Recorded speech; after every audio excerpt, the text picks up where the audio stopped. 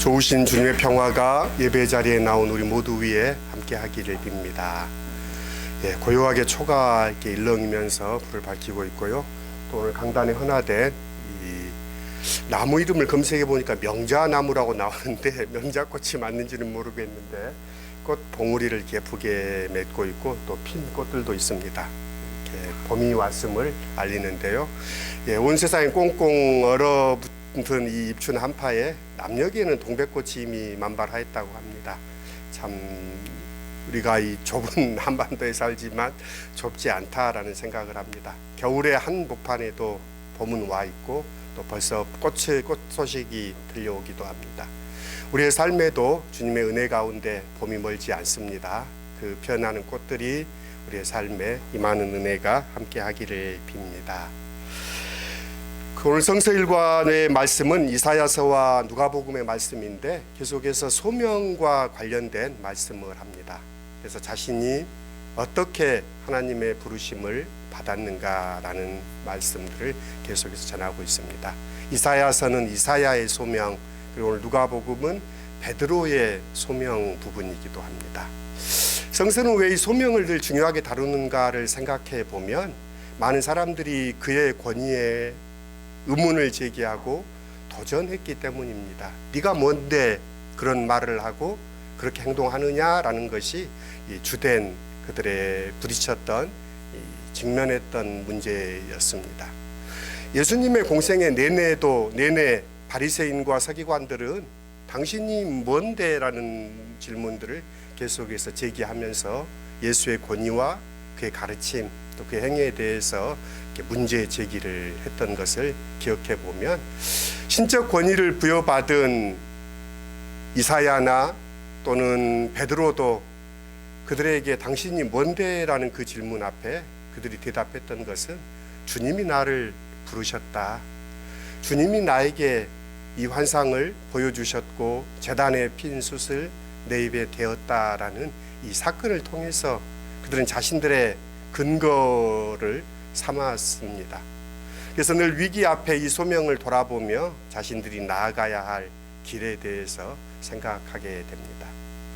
믿음의 삶을 이어간다는 것이 참 쉽지 않습니다. 오늘 이 세상 속에서 그리스도의 말씀을 즐겨 듣고 그 말씀 안에 살아가는 우리가 그 말씀을 처음 받았을 때, 그분을 처음 만났을 때를 우리가 다시금 생각해야 하는 이유는 우리가 가야 할 방향을 잃지 않기 위해서입니다.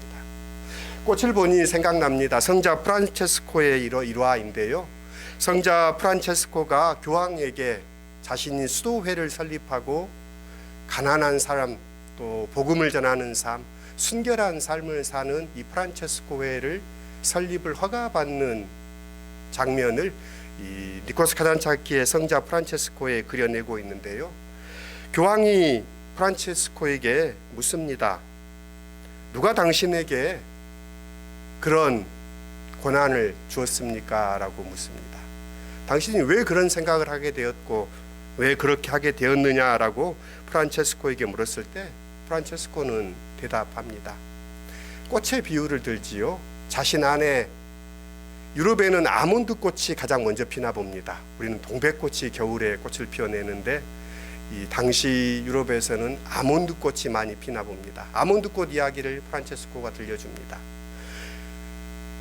꽃들이 시샘을 합니다. 아몬드 꽃에게 네가 뭔데 봄이 온 것처럼 꽃을 피우냐고. 그러자 이 아몬드 꽃이 대답합니다. 내 안에 봄바람이 불어왔고 그 기운이 이 꽃을 피워내게 했어 라고 대답합니다. 하나님의 소명이 그와 같습니다. 하나님의 생명이 그 안에 자리할 때 그 기운은 꽃을 피우고 피워 나가게 되는 이치와 같습니다. 오늘 성서 누가복음으로 가보십시다. 무리에게 말씀을 전하기를 마치시자 예수님께서는 베드로에게 깊은 곳으로 가서 그물을 내려 고기를 잡으라고 명령하십니다. 이것이 그다지 온당하지 않는 명령인 것은 베드로의 반문에 드러납니다. 선생님, 우리들이 밤새도록 수고하였으되 잡은 것이 없습니다 라고 대답합니다. 그러면서 베드로는 이야기합니다. 밤새 수고한 베드로 이동이 어딘들 자기가 그물을 던지지 않았겠느냐는 말이죠. 게다가 그렇게 빈손으로 돌아와 그물을 손질하고 있는 베드로와 그의 배를 예수님께서 한나절 사용하시고 나서 깊은 데로 가서 다시 그물을 던지라고 하시니 피곤할 노릇입니다. 그러나 베드로의 반응이 의외입니다.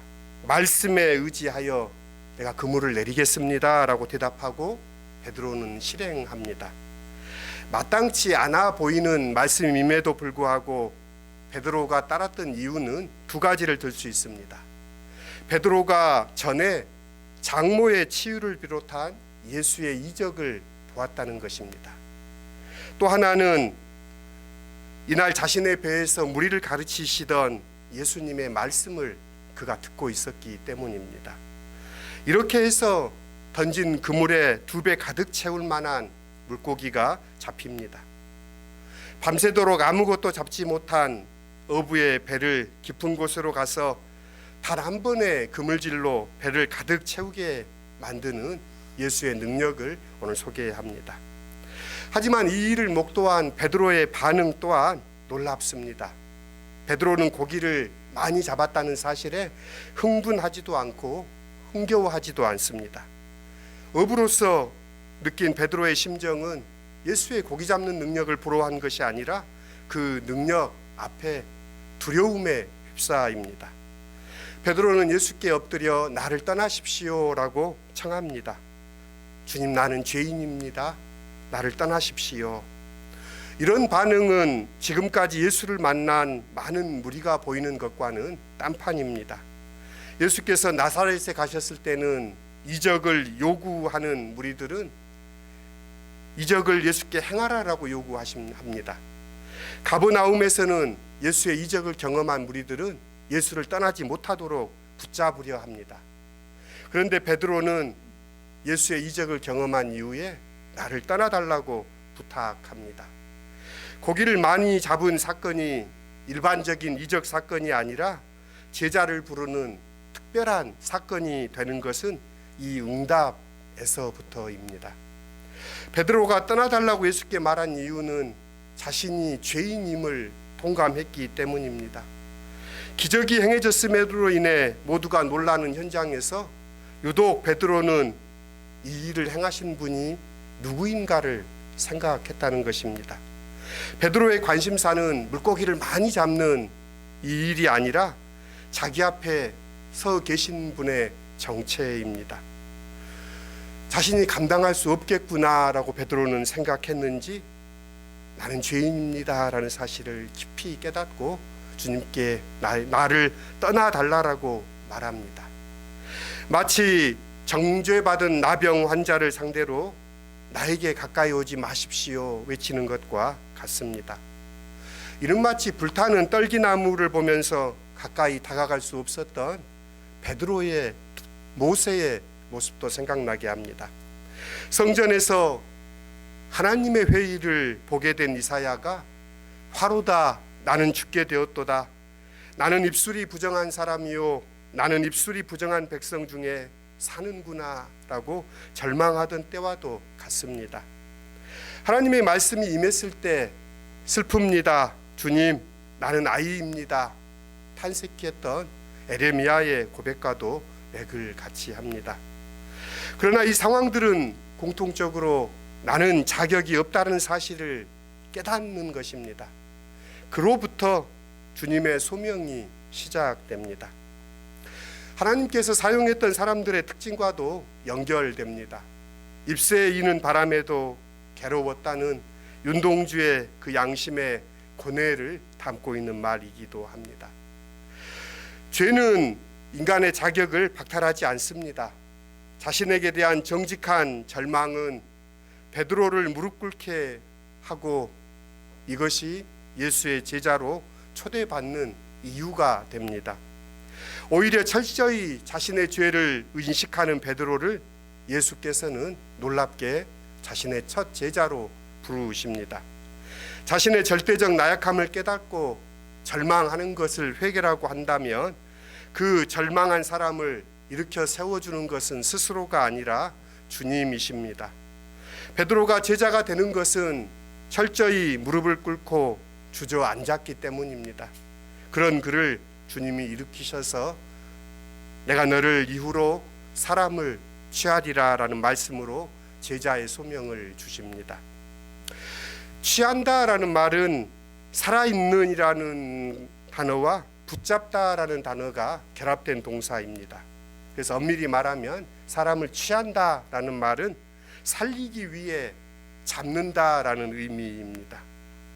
취한다라는 표현이 다소 강압적인 것처럼 들립니다. 마치 누군가를 포획하는 고난을 부여받은 것처럼 생각할 수 있습니다. 그러나 이는 베드로의 부르심과 연결되어서 그를 불러내시는 하나님의 은혜이기도 합니다. 예수께서는 베드로를 사람을 취하리라라는 말씀으로 부르십니다. 근데 우리는 이를 단순해서 너는 사람을 낚는 어부가 되리라라는 말로 우리는 오해하기도 합니다. 그래서 그리스도인의 전도와 이 본문을 연결시키기도 합니다. 그런데 이 본문은 전도와 연결된 본문이라기보다는 이후에 교회의 지도자로 서게 되는 베드로의 사역 또 그의 소명과 연결되는 부분입니다. 2024년 한국인의 종교에 대한 설문조사 결과가 지난해 12월에 발표되었는데요. 비종교인들에 대한 조사가 이채되었습니다. 참 놀랍게도 비종교인들의 조사에서 가장 호감 가는 종교로 불교가 1순위에 왔습니다. 53% 가까이가 불교를 가장 호감 가는 종교로 뽑았고요. 다음은 천주교, 또 복수 응답을 받았는데요. 천주교도 한 48%. 그런데 이제 그 다음 보통 개신교가 와야 하는데 참 개신교의 위상이 추락했는지 원불교가 그 다음 옵니다. 17%. 그리고 그 밑에 이제 개신교가 이어지는데요. 그래서 우리 사회의 한국 개신교에 대한 호감도가 아주 낮아진 상황입니다. 그 이유를 물었습니다. 그러자 개신교의 지나친 전도, 그리고 부패, 차별과 혐오를 조장하는 말들, 독선을 이렇게 뽑았습니다. 비종교인들이 종교를 평가할 때 가장 호감이 가는 기준이 무엇이냐라고 물었던 질문에는 타인들에 대한 겸손한 태도, 그리고 나서 이제 종교의 교리나 사회적 돌봄은 그 이후에 이어집니다. 지나친 전도라고 대답하는 것을 생각해 보면서 단순히 전도지를 많이 돌린다는 뜻이 아닐 것입니다. 개신교회가 타 종교나 타인의 신앙을 존중하지 않고 자기를 우위에 두고 가르치려 든다는 뜻으로 보아야 할 것입니다.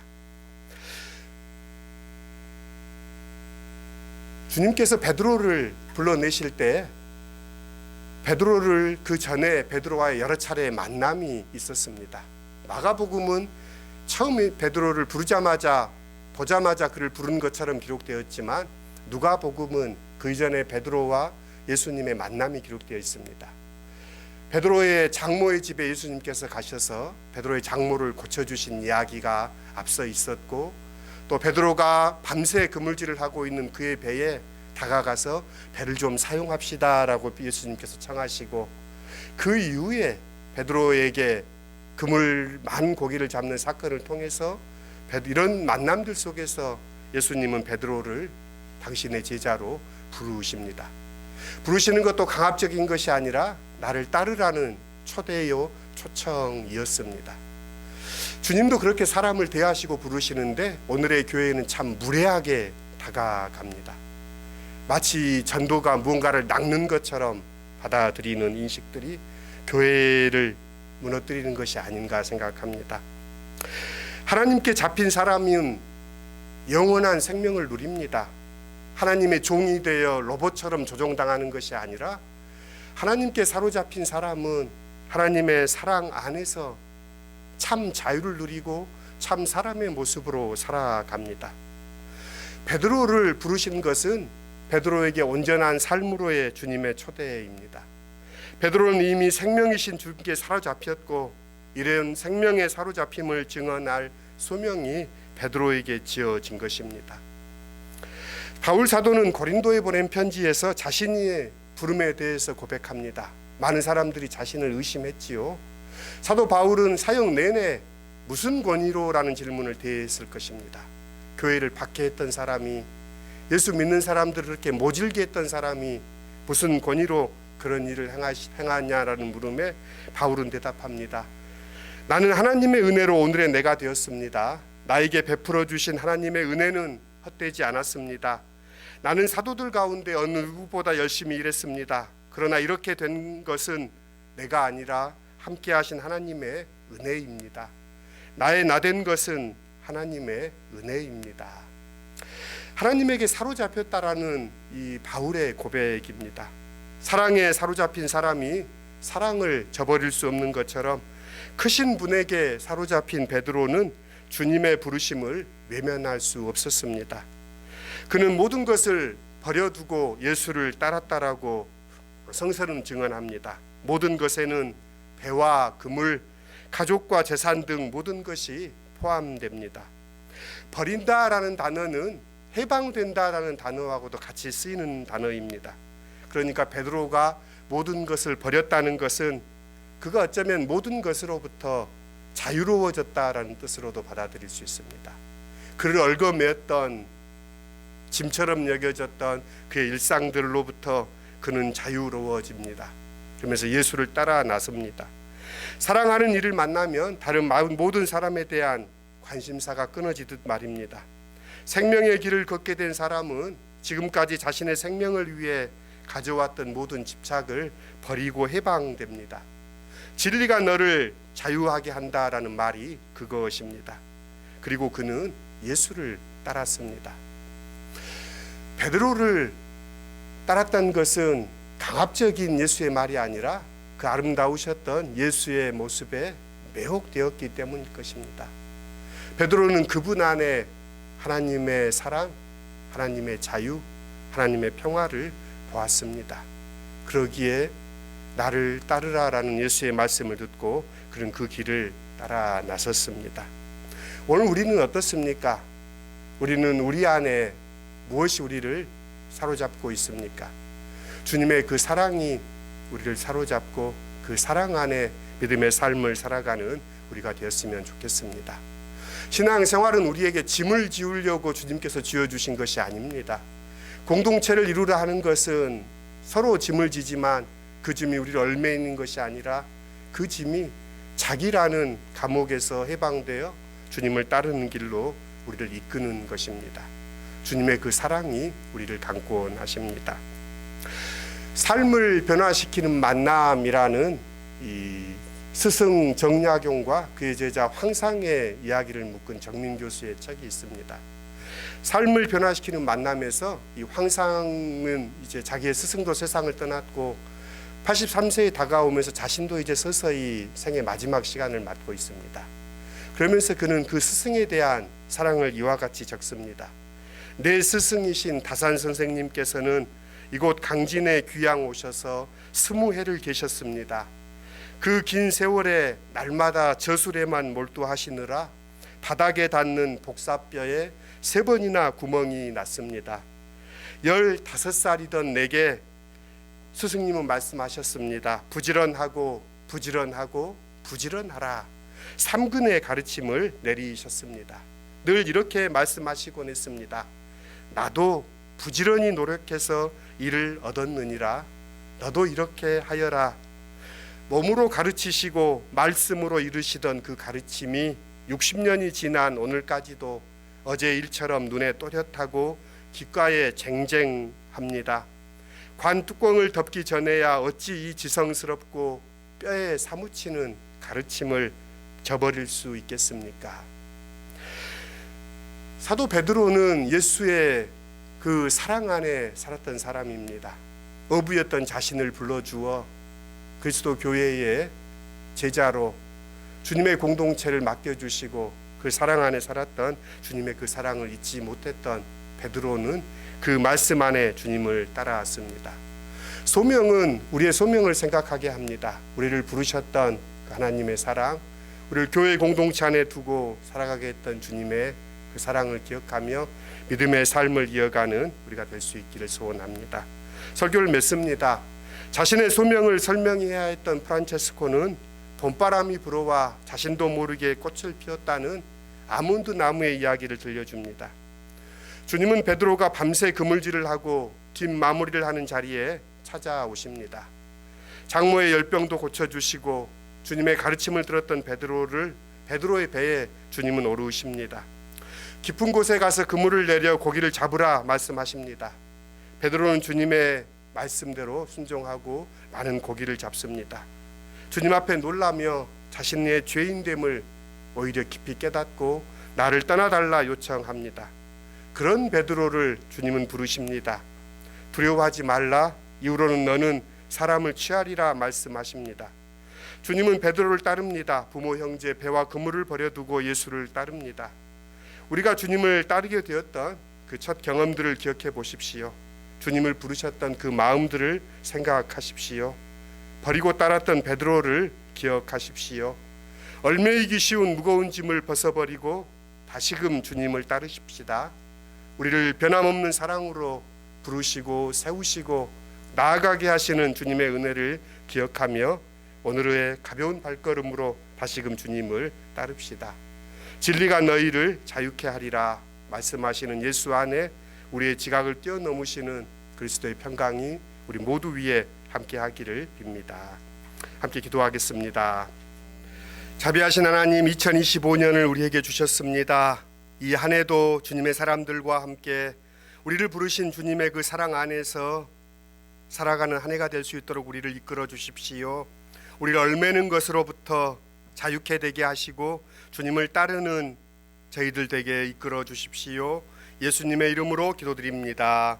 아멘. 결단의 찬송 312장입니다.